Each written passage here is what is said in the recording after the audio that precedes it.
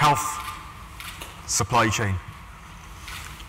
But actually, I started thinking about this, and recently there's been books have come on the market about these things, and it's starting to be called a whole different number of names, like fulfillment streams. And actually, I kind of go back, and really we're fundamentally talking about the first kind of value streams and thinking and how the terms came about is actually pretty much on the money. So that's the kind of subtext of this that I hope will be the thread through the talk this morning. The talk is a hypothesis. It's a work in progress. Happened or was triggered on a plane back from Stockholm where we were with Karolinska Hospital with Dan and myself. And just to give this as why now? Why, for me, why spend a bit of time not talking about patients? Because I kind of like to talk about patients a lot. Let's start talking about this. And the top line is for the NHS in England, over the next 4 years, they have a £20 billion saving target. And everybody is horrified by this, and I'm sure the Department of Health, even though they say they know what to do, I think they don't. Because fundamentally, they don't because they can't see. I couldn't see. It was a real frustration. But in working with a bunch of people, and the NHS procurement organisation in the East Midlands have been really helpful participating in this kind of research as well, we've kind of unlocked, and we said, look, the NHS spend every year on stock. By stock, I mean the drugs, the consumables, the giving lines, the continence products, the food, supplements, all of these things that hospitals, clinics, surgeries have to work, adds up to quite a bit of money every year. Okay? And that's quite a safe estimate of the amount of money that we're talking about every year. And that spend is made up of price. So partners in the supply chain are making money. Now, a lot of them are protected by quite high gross profit margin levels that a lot of industry sectors would kill for. But there's a cost element.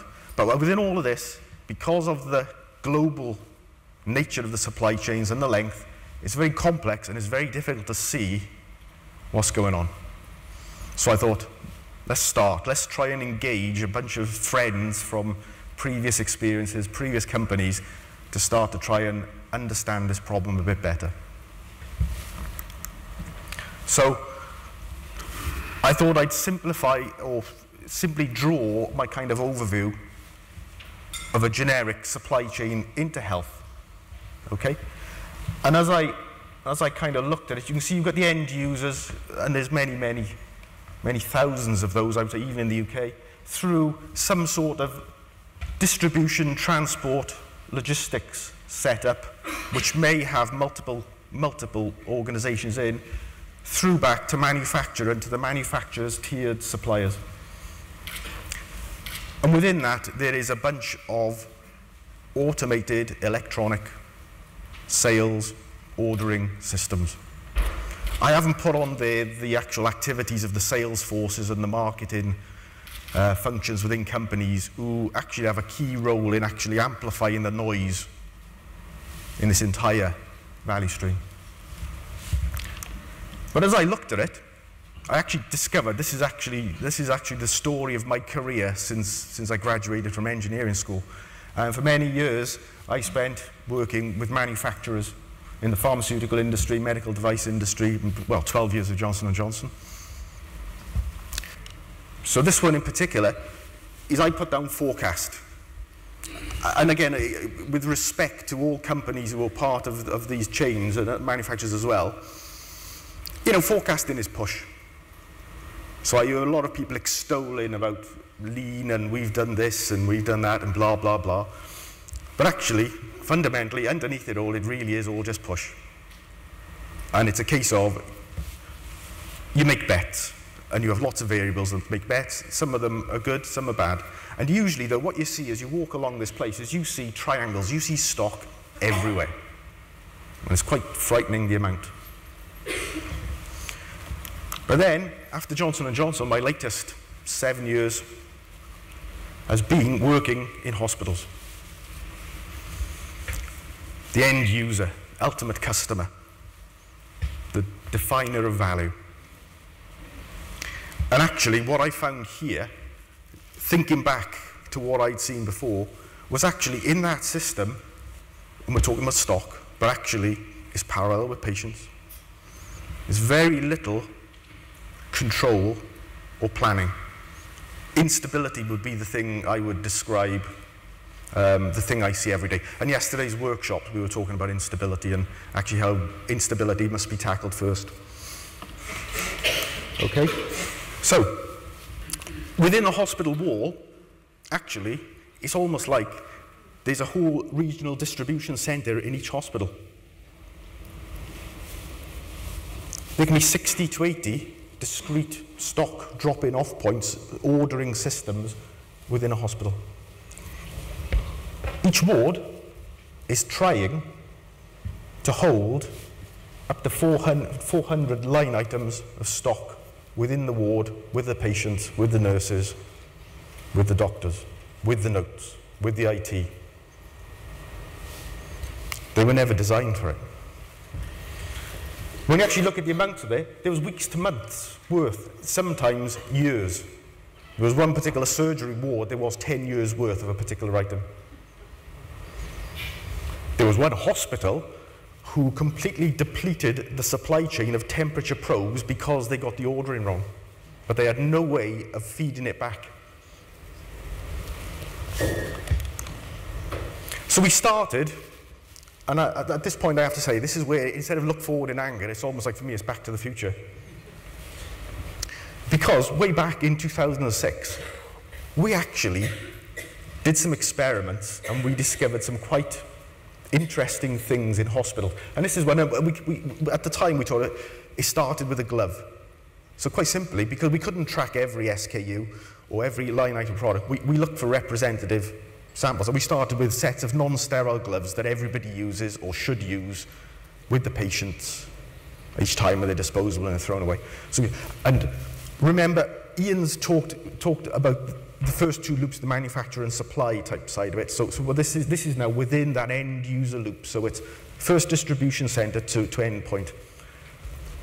The thing that takes me is, before that nurse puts the glove on to touch a patient, 24 people had touched the box of gloves before the nurse. 24 people in those organs had touched a glove, and there was a lot of gloves. But from the gloves, we were able to infer, actually, it was actually common to all stock.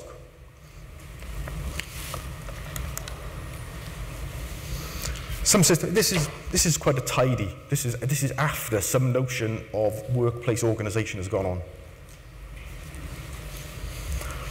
This hospital works on. They have a bunch of people who walk around the hospital with a gun barcode system. They're called top-up staff. How do they know how much is in those containers to decide what to top up? Do you think they count every item of stock? No, not enough time. In hospitals, people don't actually know how much stock is there. So what we did was we started counting it. In a number of hospitals we worked with, we started counting it, and what we found was amazing. In one medical assessment unit, we found 50,000 items of stock was within their walls. 50,000. Of those items, 11,000 of them were out of date. Now, you could argue they'd been made too soon, because the forecast is wrong. But the most important thing was the staff didn't know they were out of date. Now, from a patient's point of view, see, I knew I'd get back to it. I couldn't avoid talking about patients. But from a patient's point of view, how safe is that?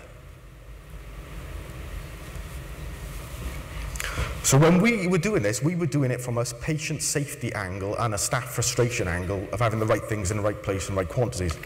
But my take on this is, look at all those storage solutions that the end user has had to go through because the manufacturers don't design their packaging and their presentations for the end user's purpose. They design the packaging sizes, the box sizes, whatever else, for convenience and protection of their part of the supply chain. So what I think is, this opportunity is all around now, really bringing manufacturers and supply chain companies and NHS resource, NHS logistics, and the people all together, and actually understanding how these things are used, and let's start talking about designing it right, getting it back.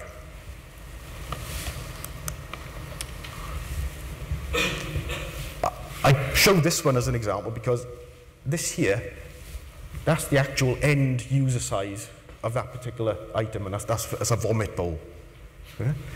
But look, you can't get close to the sink. You can't get there.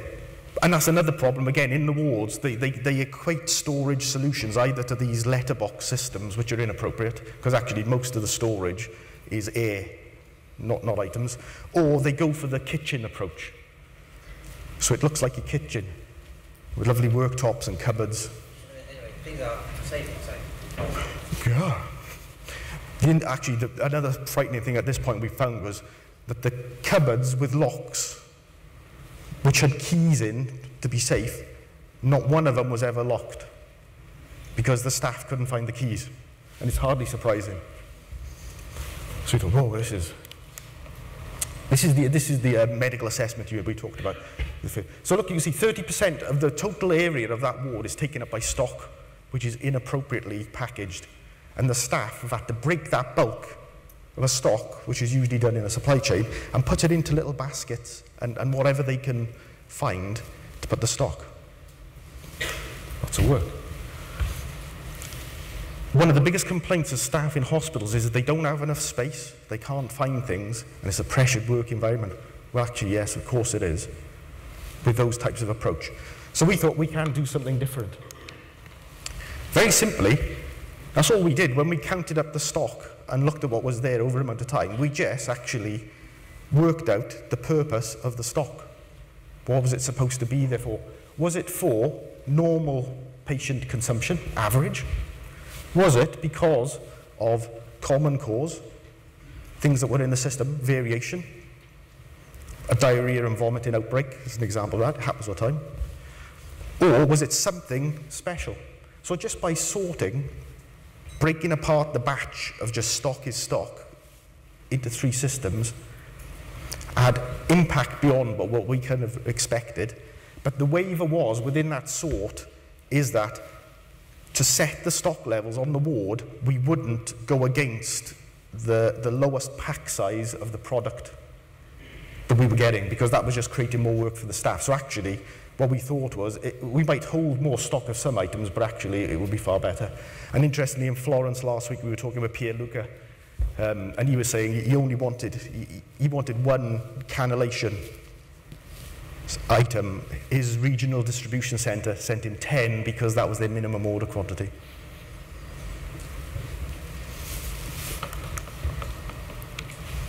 We had to put the stock that we took away somewhere, so we created a store. That's a bit of it. £60,000 worth of inventory. And actually that hospital, we thought, well, they're going to burn off that. 1 month went by, still there. 2 months went by, still there. 3 months went by, we thought, my God, we've got to do something. If anything was getting bigger. So we had to invent a process that was able for an end user to actually move stock back up the stream to the distribution centre, and shock of shock, get reimbursed for the stock that they were giving back. Because the health accounting systems are not kind of the most agile systems to help you do that. So, creating a storeroom where there was one before, increasing actually made it better. So remember that, £60,000 one off. Okay? When we got to the distribution centre, and you can see the number of line items that we're talking about here, they're not big. But actually what they were doing was, for their convenience, their pick process was once a week, and they would only deliver certain of the catalogues of items. So they would take the way the orders came from the users, but instead of then just doing what the user asked, they actually decided to sort it out for economy and only do certain things on certain days. What that meant was, at the awards, you have to hold more stock because you're only getting once a week delivery. When we looked at the way the trucks were used, because they had three, actually they had one truck, well they had 3 trucks, and actually the truck, if they matched the order across catalogues, could do it every day on every site. So again, stock went down. Stock outs disappeared. Staff, very happy. Plan for every part. Plan for every part, plan for every patient, plan for every person. Within the ward now kind of went, before they thought they needed, you can see this, about £6,500 worth of items was held up on the ward. They believed that was what they needed. Once we combined the stratification of stock and the method of getting the stock there, the amount on the ward went down to £2,000. So you've got £2,000 of stock now on a ward instead of 6,500, and you've got a whole room of stock that you can't get rid of. There's too much there. Space usage just dropped amazingly. So this was getting kind of thick. And this is the other side of it, okay? And this brings us back to the big challenge. So you look at this, this is just, it's been replicated across a number of wards, across A&E units, medical assessment units, in surgery, medicine, in a number of places now. And consistently we see it is the spend drops. We predicted, we thought it would initially drop and then would kind of climb back to somewhere in the middle, but it didn't. So the challenge, you know, and at this point I hadn't thought of this bigger picture, but now looking back I'm thinking, well, what would my mate Ian, what would he do if actually this took off and people systematically started doing this? Because it's not difficult. It takes a bit of time. You must do stuff. What would happen if this systematically started to happen across hospitals across the UK? And it's a big challenge. Because I was thinking we could be doing really well at the end user loop. We could be taking money out, but we might actually be driving suppliers out of business. Because the problem is, again, if they're not getting income, the orders, there's no need, because remember, you burn off the stock, it's there, and they've already got stock of 200 days in their supply chains. It's going to take them a long time to burn off that backlog. So what are we going to do? And like I said, don't wish for a big bang, because like I said, this is a hypothesis, this is a work in progress, but I've kind of taken it as I want to find out. Actually, at the moment I look at this, and when we use this a lot of times, is end users and partners don't really speak to each other. When I was talking to diabetic nurses in Calderdale and Huddersfield, they drew me how they did things, but they then showed me how their procurement and stores worked, and nothing is ever simple.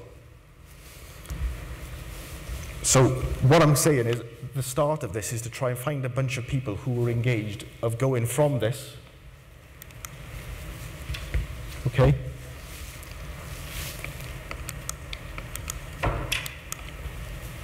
to this. And we think we've got to start. We've been at this a few months now, and we've got to start. And we can't work with everybody, but we'd like to listen to people who want to be involved in it. But, you know, Johnson & Johnson are keen at the moment. Florence are keen. Actually, we're going to Florence the end month. We're going to go into their regional distribution centres. And Calderdale and Huddersfield have started, along with the NHS procurement in East Midlands. So that's our kind of club at the moment. So, back to Dan's challenge. Actually, if we can replicate what we've done on the wards all across the health, because remember it was the spend was 14 to 18 billion to spend. We actually do think that there is that kind of order of opportunity to be had just from stock. So we're not talking about people in the NHS losing jobs and things to make savings or whatever else. It's kind of there. The challenge is how do we realise it? on a large scale that actually the supply chain benefits. And